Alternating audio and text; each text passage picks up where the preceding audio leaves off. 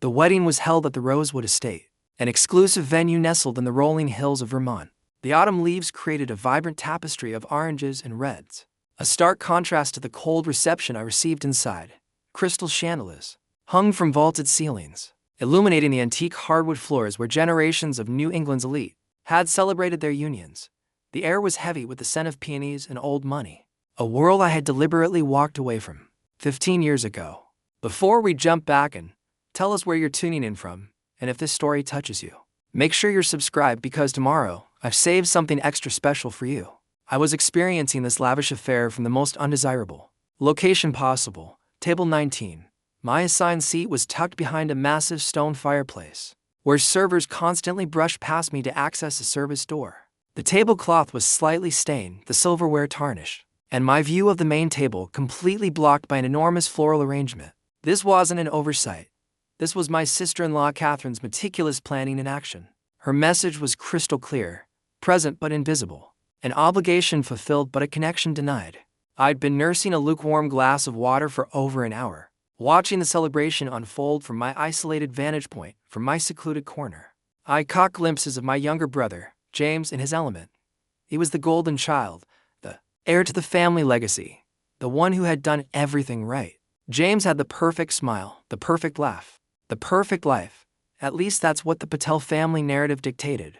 His new bride, Catherine, daughter of the state's most prominent real estate developer, was equally flawless in her designer gown, her diamond necklace catching the light with every practiced tilt of her head. My parents orbited around them like proud satellites. My father, Dr. Vikram Patel, respected neurosurgeon and pillar of the community, beamed with pride.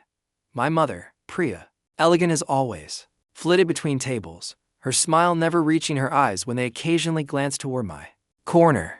I had almost convinced myself that I could make it through this day unscathed. Just a few more hours of polite invisibility, and I could return to my life, my real life, 3,000 miles away in Portland. A life built on my own terms, not the suffocating expectations that had driven me away from this world of appearances and performance. Then came the moment I had been dreading since I received the embossed invitation 3 weeks ago.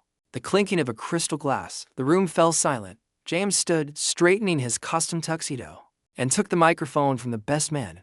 His smile was perfect, practiced, the same one he used in the courtroom when he knew he had a jury in the palm of his hand. "I want to thank you all for coming," he began, his voice smooth as velvet. He thanked Catherine's parents for their generosity. He thanked our parents for their unwavering support. He thanked the wedding party, the caterers, even the wedding planner. A flawless performance from the perfect son. Then his eyes deliberately scanned the room, bypassing tables of family, friends, and colleagues until they landed directly on my hiding spot. I even want to acknowledge my sister Elena, who managed to tear herself away from her lifestyle to be here today. A ripple of uncomfortable murmurs spread through the room. Most of these people hadn't seen me in years. Some had forgotten I existed. For those who don't know her, Elena chose a different path. She abandoned our family's legacy to become some kind of, he paused dramatically, community advocate in Oregon. The way he said it made it sound like I was running a cult. Polite, confused laughter began to bubble up from his friends. My father, never one to miss an opportunity, leaned into his microphone at the head table. "What James means is that Elena decided our family's commitment to excellence wasn't for her. She's living her truth, as they say nowadays." His voice dripped with condescension. James nodded, his smile sharpening.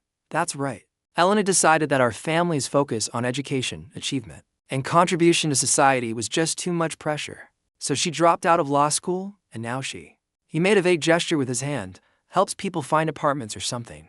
The laughter grew louder, more confident now that my father had given permission. James continued, his voice rising above the chuckles. "Elena always did prefer the easy way out. When things got tough, she just disappeared. Kind of like her approach to family obligations." He raised his glass. "But hey, at least she showed up today. Let's give her a round of applause for making the effort." The sarcastic applause washed over me in waves. I sat perfectly still, my hands flat on the table, feeling the vibrations of their mockery through the wood. They had no idea who I was, or what I did. They had constructed a convenient narrative about me, the family failure, the disappointment, the cautionary tale, and it was easier for everyone to believe it than to question why I had really left.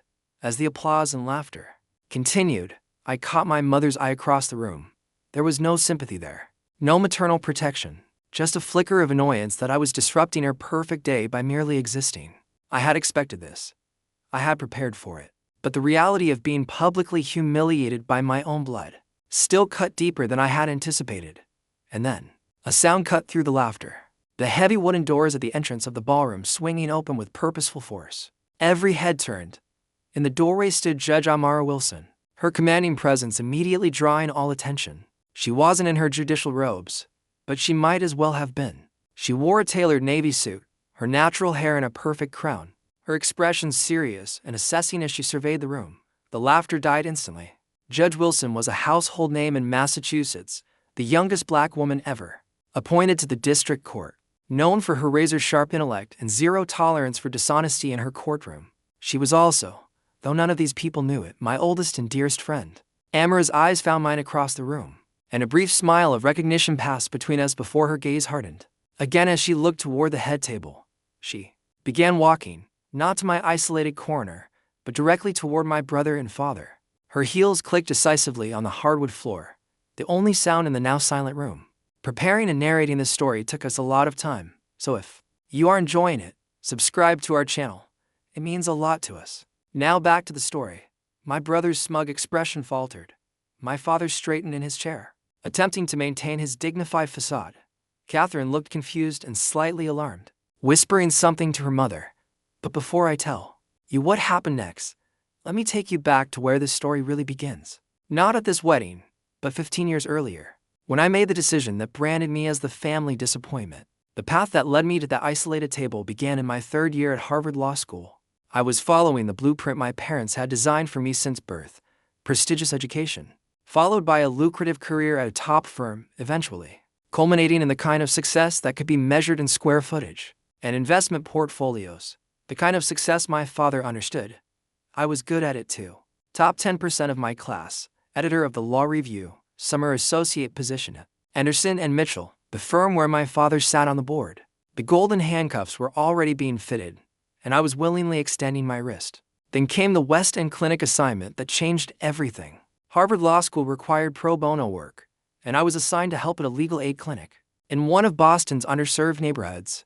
It was meant to be a box-checking exercise, something to add depth to my resume before I ascended to my predestined place in corporate law. My first client was Maria Gonzalez, a single mother of 3, facing eviction from her apartment of 12 years. The building had been purchased by a development company, one that, I would later discover, had ties to Catherine's father, and they were systematically pushing out long-term tenants. To convert the units into luxury condos, Maria worked 2 jobs. Her oldest son had a chronic medical condition. They had nowhere else to go, and the city's affordable housing options had waiting lists years long. On paper, it was a straightforward case, the kind first-year law students cut their teeth on. But sitting across from Maria in that cramped clinic office, seeing the quiet dignity with which she faced potential homelessness, something shifted inside me. I threw myself into her case with an intensity that surprised even me. I spent nights researching tenant protection laws, precedents, building code violations, anything that might help. I discovered the development company had failed to follow proper procedures, had neglected necessary repairs, had violated several housing regulations. I built a case that was airtight. The clinic supervisor, a veteran public interest lawyer named Gloria Chen, noticed my work. "You have a gift for this," she told me one night as we prepared for court. "It's not just the research or the legal arguments. You actually care about these people. That's rarer than you might think." When we won Maria's case, securing not just her continued tenancy, but repairs to the building and compensation for the other affected families, the feeling was unlike anything I'd experienced in my academic career. This wasn't about grades or accolades or adding a line to my resume. This was about real impact on real lives. I started spending more time at the clinic than in my regular classes. I found purpose in the work, helping families navigate eviction proceedings, assisting elderly residents fight predatory lending, supporting immigrants dealing with workplace exploitation. These weren't just cases, they were people with stories, with dignity, with rights that were being systematically ignored. When I told my parents I was considering a career in public interest law, instead of joining Anderson and Mitchell, the reaction was swift and severe. My father didn't yell. Dr. Vikram Patel never raised his voice. His disappointment was conveyed through icy silence and cutting precision. "This is a phase," he said dismissively over dinner at their Beacon Hill home. "You're feeling emotional fulfillment from helping these people. That's natural, but it's not a career. It absolutely is a career, Dad, I countered. There are entire organizations dedicated to housing justice and tenant rights. Organizations that pay what? A third of what Anderson and Mitchell is offering. He set down his fork with surgical precision. We didn't invest in your education for you to throw it away on some misguided savior complex. My mother, ever the mediator, tried a different approach. Elena, darling, no one is saying you can't do pro bono work. All the big firms have programs. You could head the pro bono committee at Anderson and Mitchell eventually. That way you can help people and still have a proper career. A proper career, I repeated, the words tasting bitter. By which you mean one that looks good at your charity galas. That's unfair. My father interjected. We want security and success for you. This family has worked hard to establish itself. For you to throw away opportunities on idealism. The argument escalated, with my father eventually delivering his ultimatum.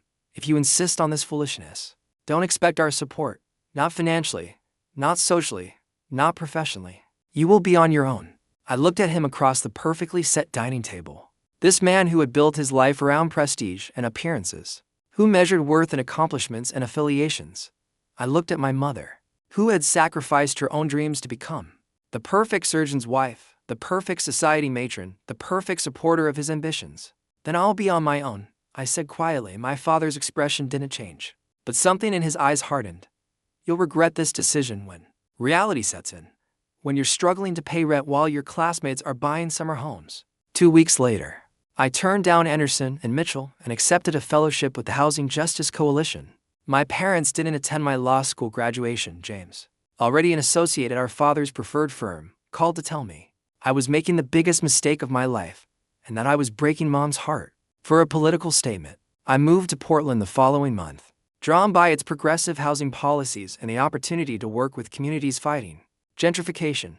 I built a life there piece by piece, a small but meaningful legal practice, a community of friends and colleagues who valued impact over income, a modest home that was truly mine. The distance between Boston and Portland wasn't just geographical. My parents' calls became less frequent, then perfunctory, then rare. James's career ascended exactly as planned, making partner in record time, marrying Catherine Hamilton, daughter of real estate magnate Robert Hamilton, buying the perfect historic home in Beacon Hill. He became the repository of all my parents' dreams and expectations, the sole bearer of the Patel family legacy. I wasn't completely alone, though. Amara had remained a constant in my life since our undergraduate days at Columbia. We had taken different paths, she toward the judiciary, I toward advocacy, but our friendship had endured. She understood my choices in a way my family never could or would. The wedding invitation arrived unexpectedly. A thick cream envelope with my name in elegant calligraphy. Inside was a note in my mother's perfect handwriting. Your presence is expected. Please, dress appropriately. Not we miss you or we'd love to see you.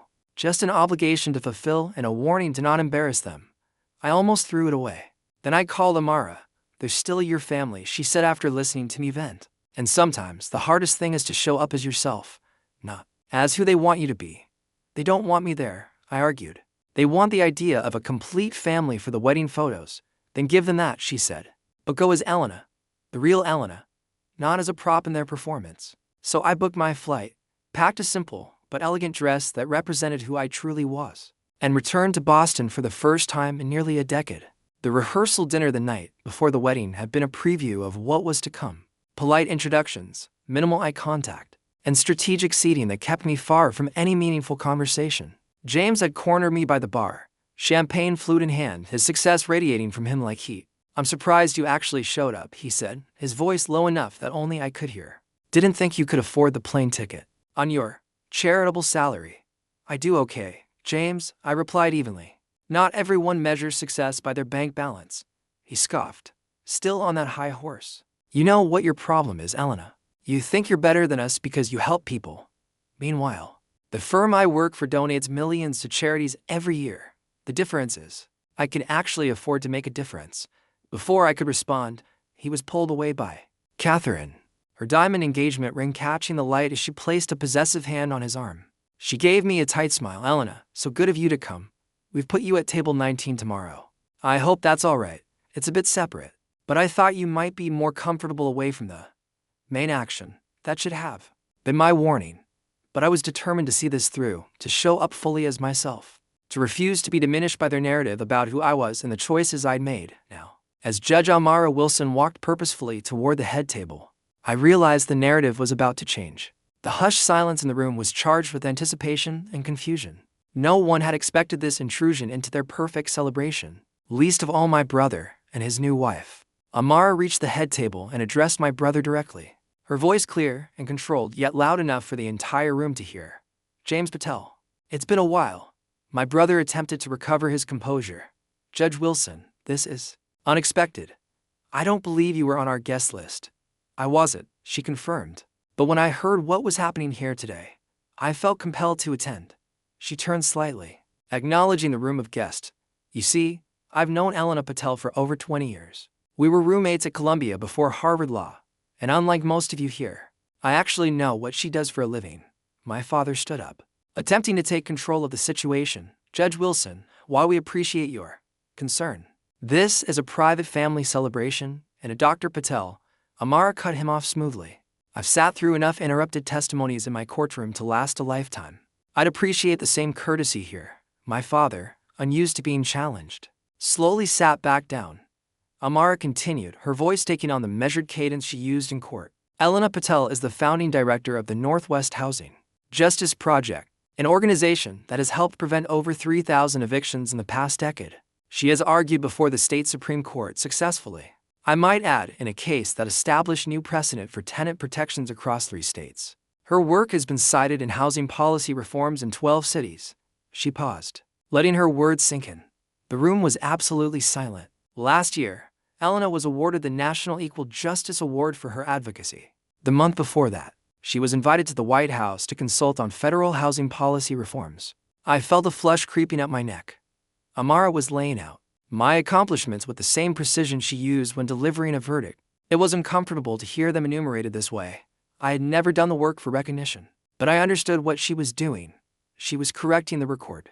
"So, when I hear her referred to as someone who helps people find apartments or something," Amara continued, her gaze drilling into my brother, "I have to wonder if that diminishment comes from ignorance or deliberate misrepresentation." Catherine's father, Robert Hamilton, suddenly looked uncomfortable. His development company had been on the opposing side of several cases similar to those I worked on. He whispered something to his wife, who glanced at me with new, calculating interest. Amara wasn't finished. "Elena didn't choose the easy path. She chose the hard one, the one without wealth or prestige or social standing. The one where success isn't measured in billable hours or partner tracks, but in families who get to stay in their homes, in communities that remain intact, in justice that is actually served rather than just performed."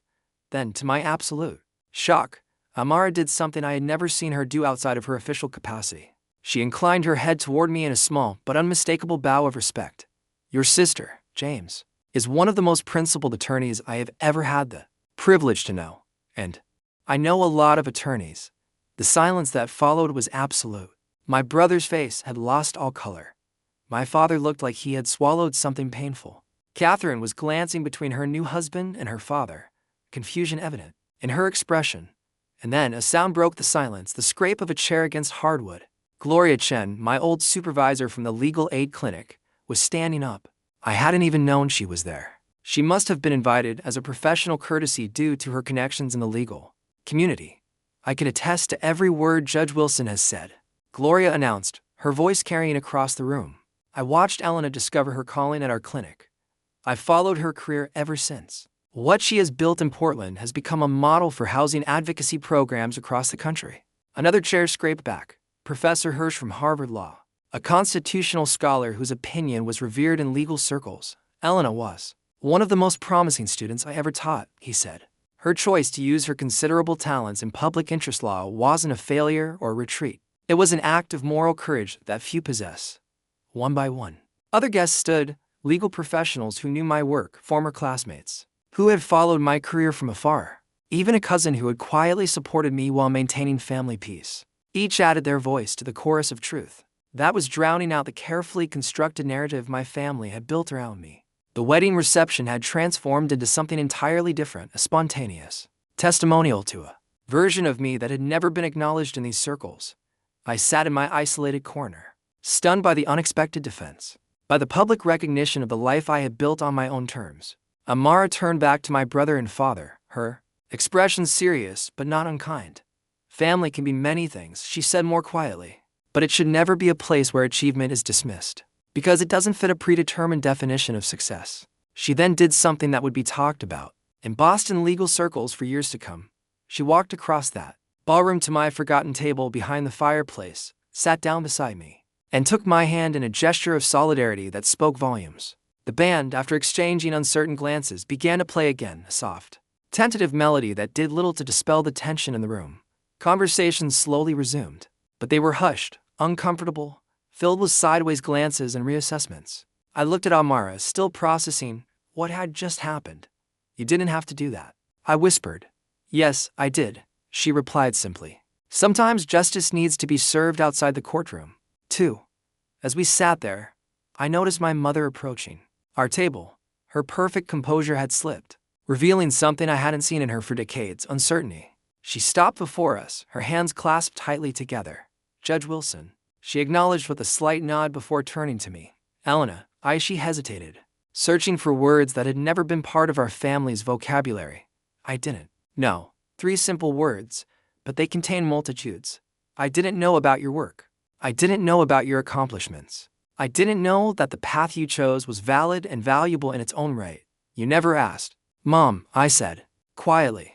The weight of that simple truth seemed to settle on her shoulders. For the first time, I saw my mother, really saw her, not as the perfect surgeon's wife or the flawless society matron, but as a woman who had made her own compromises, who had perhaps once had dreams that didn't align with the life she ultimately chose. "No," she admitted.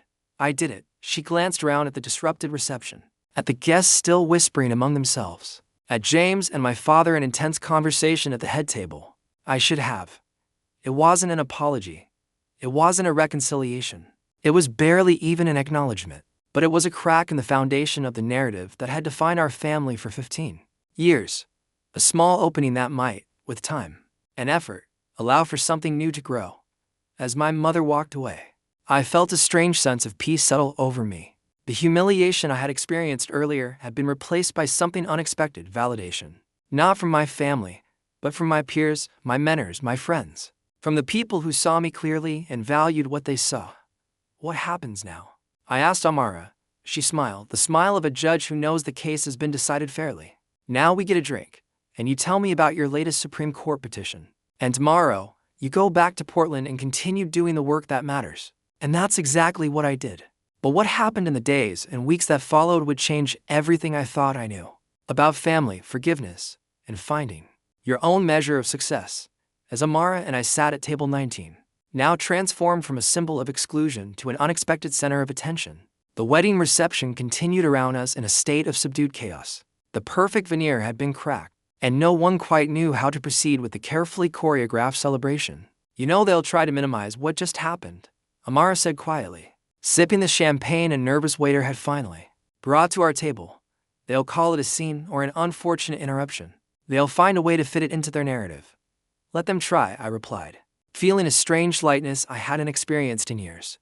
Their narrative doesn't control me anymore. We were interrupted by a hesitant approach from an elderly gentleman I recognized as Judge William Montgomery, a retired state Supreme Court justice and longtime friend of my father. He stood before our table, his bowed eyes slightly askew, looking uncomfortable but determined.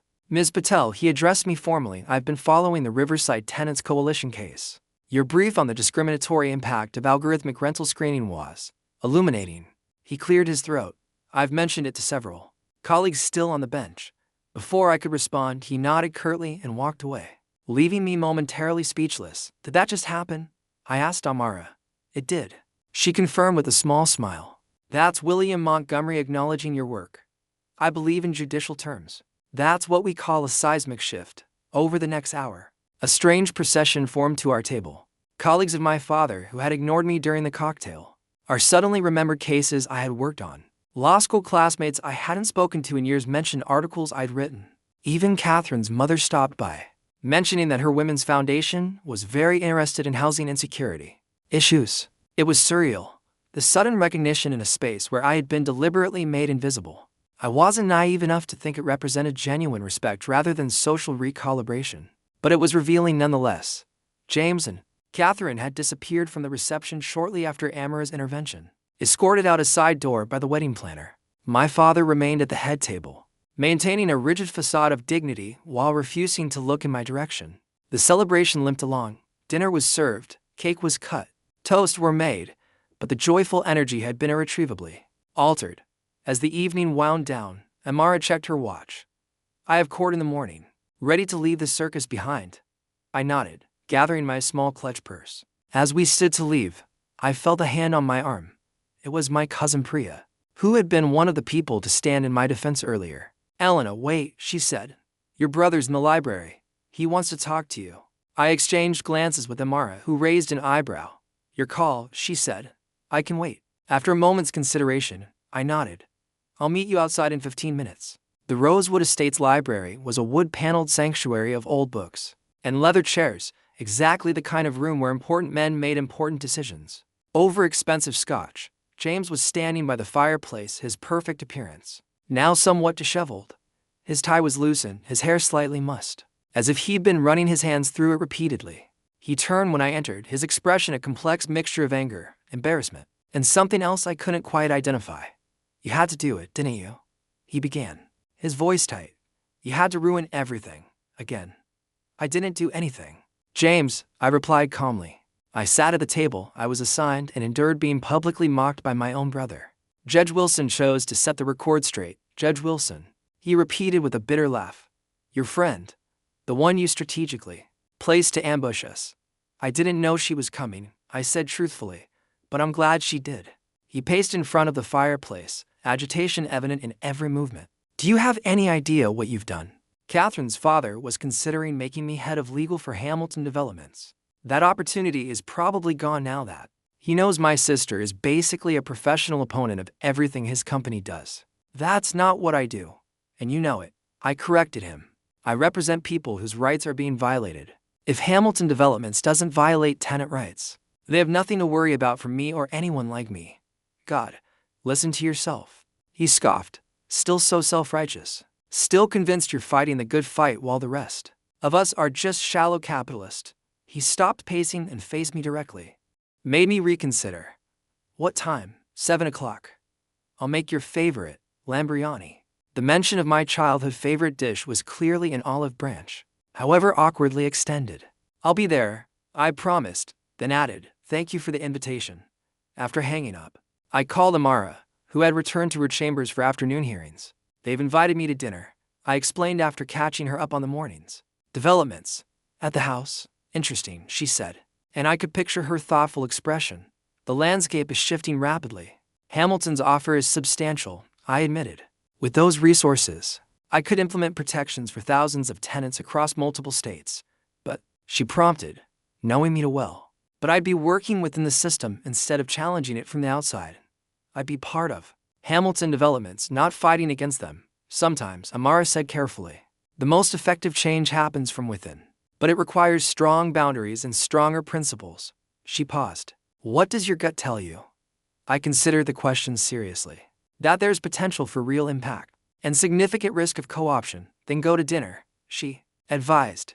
"Hear what your father has to say, but remember who you are and what you've built. Don't let them reshape your narrative again." The taxi ride to my childhood home that evening felt like traveling through time.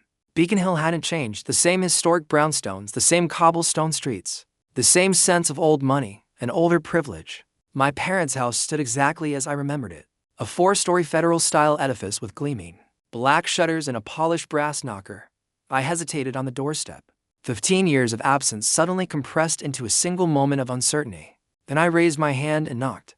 My mother opened the door herself, unusual in a household that had always employed staff for such tasks. She looked older than she had at the wedding, the careful makeup and styled hair replaced by a simpler, more natural appearance that revealed the lines time had etched around her eyes and mouth. "Elena," she said, stepping back to allow me entry. "You're right on time." The foyer was unchanged, the same antique console table, the same oriental runner, the same oil painting of a stern-looking ancestor. Yet something felt different. The house seemed quieter, less imposing than in my memories. "Your father's in the study," my mother said, leading the way. "Dinner will be ready in half an hour." The study had always been my father's inner sanctum, A place of leather-bound medical journals, important phone calls, and serious conversations. It was where he had delivered his ultimatum 15 years ago, where the final rupture between us had occurred. He was standing by the window when we entered, gazing out at the garden. He turned as the door opened, and I was struck by how much he had aged. Dr. Vikram Patel had always seemed invincible, a force of nature rather than a mortal man. Now, in the soft evening light, I could see the weight of years on his shoulders, the slight stoop that hadn't been there before. "Elena," he acknowledged with a nod. "Thank you for coming, Dad," I replied, the word feeling rusty from disuse. My mother quietly excused herself, leaving us alone in the study. An uncomfortable silence stretched between us, filled with 15 years of unspoken words. "Robert Hamilton called me," my father finally said, moving to sit in his leather chair. He gestured for me to take the seat opposite. He told me about his offer, and I prompted, sitting down but maintaining my composure. "It's a good opportunity," he stated. "Hamilton Developments is a solid company, well-established, growth potential." It was such a typical response from him, evaluating the offer purely on business merits, as if the content of the work was irrelevant compared to the prestige of the institution. "The work itself is meaningful," I added pointedly. "It could help thousands of families maintain stable housing." He waved a hand dismissively. Yes, the social impact. Of course, that's important to you." He leaned forward slightly. "But the position itself, executive level, board influence, that's significant, Elena. That's a real achievement." I felt the old frustration rising, even now. He couldn't see beyond his narrow definition of success. But before I could respond, he continued, his voice taking on an unexpected quality. "I always thought you would return to the fold eventually," he said, looking past me at some middle distance. "That this phase would run its course. That you would realize the opportunities you were sacrificing and come back to the path we had prepared for you." "It wasn't a phase, Dad," I said quietly. "It was a choice, a deliberate one." "Yes," he acknowledged, surprising me. "I see that now." He met my eyes directly. "Yesterday made that abundantly clear." I waited, unsure where this was heading. "You built something," he continued, "without our help, without our connections, without our approval." The last words seemed difficult for him to say. "And apparently, you built it well enough to impress Robert Hamilton, which is no small feat." Was this respect from my father? The concept was so foreign I hardly knew how to process it. "I did what I believed was right," I said simply. "What I still believe is right." He nodded slowly. "Your mother showed me the articles, the cases, the White House policy meeting." He cleared his throat. "Why didn't you tell us about any of this?" The question caught me off guard. "Would you have cared?" I asked honestly. His expression flickered. A momentary break in the carefully maintained facade. "I don't know," he admitted. "Perhaps not then." But he paused, struggling with whatever he wanted to say next. "But," I prompted. "But I might have begun to understand sooner. That there are different kinds of success," he finished, the words clearly difficult for him. "Different ways to make one's mark on the world." It wasn't an apology. It wasn't even a full acknowledgement of the harm done. But from my father, the man who had never admitted error or weakness in his life, it was seismic. "Are you saying you support my work now?" I asked, needing clarity. "I'm saying," he replied carefully, "that I recognize its value, and that I regret not seeing that value sooner." From the doorway, my mother's voice quietly interrupted. "Dinner is ready." As we moved toward the dining room, I felt oddly unmoored. The ground beneath my feet had shifted. The narrative I had carried for 15 years, of the rebellious daughter cast out for choosing the wrong path, was being rewritten before my eyes. Not erased, not forgiven, but complicated in ways I hadn't anticipated. Seated at the formal dining table, the same one where our final confrontation had occurred years ago, I looked at my parents, older now, perhaps slightly humbled by time and circumstance, and wondered if reconciliation was possible, not a return to what was before, but the creation of something new from the broken pieces of our past. The biryani was exactly as I remembered, fragrant with cardamom and cloves. The lamb tender, the rice perfectly cooked. My mother had always expressed love more easily through food than words. "Will you take Hamilton's offer?" my father asked as we ate. "I haven't decided," I answered truthfully. "It's complicated. Because of James," my mother suggested. "Partly," I acknowledged. "And because I've built something important in Portland. A team, a community, a purpose. I'm not sure I want to leave that behind." My father nodded. Considering this, Hamilton mentioned the possibility of establishing the program's headquarters in Portland. expanding to Boston over time. I looked up, surprised. He didn't mention that to me. It came up in our conversation, my father said. He was exploring options. The implication was clear. My father had been advocating for terms that might make the offer more appealing. To me, it was such an unexpected gesture of support that I momentarily didn't know how to respond. That would make a difference, I admitted finally. You've built something meaningful there. My mother said quietly. We understand that now.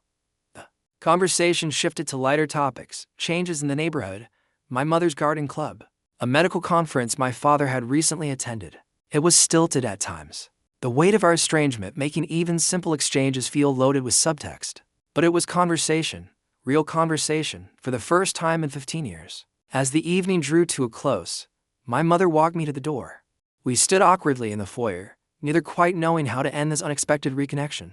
Your father may never say it directly, she said suddenly, her voice low. But he was proud yesterday, when Judge Wilson described your accomplishments. I saw it in his face, surprise. Yes, but pride too. I didn't know what to say to that. The approval I had once desperately craved now felt like a complicated gift, appreciated, but no longer necessary for my sense of self-worth. This isn't fixed, I said honestly. One dinner doesn't erase 15 years. No, she agreed. But perhaps it's a beginning. She hesitated, then added. We have a lot to learn about who you've become, if you're willing to teach us. As I stepped out into the cool evening air, I felt both lighter and heavier, freed from the weight of their rejection, but now carrying the more complex burden of potential reconciliation. The path forward was unclear, filled with difficult conversations and painful reckonings. But for the first time in 15 years, there was a path. Up next, you've got more standout stories right on your screen. If this one hit the mark, you won't want to pass these up. Just click and check them out. And don't forget to subscribe and turn on the notification bell so you don't miss any upload from us.